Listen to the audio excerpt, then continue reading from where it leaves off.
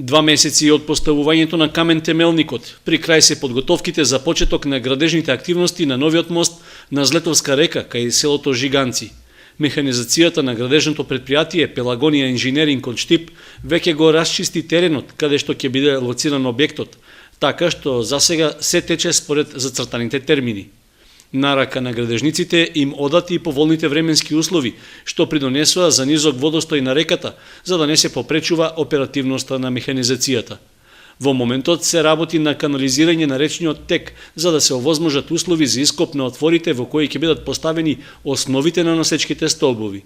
Во исто време, изграден е и земјениот насип во должина од 120 метри на приодниот патот правец на Жиганци, а слична задача предстои и од спротивната страна, каде приодот е нешто подолг и изнесува околу 800 метри. Според планските документи, објектот ќе биде долг 31 метар, широк 5 метри, а ќе има носивост над 15 тони. Парите за изградба се обезбедени преку програмата за рурален развој, за што се издвоени 8 милиони и 100.000 денари. Финансиско учество од 1,5 милион денари во изградбата на мостот ќе има и општината Чешиново-Облешево.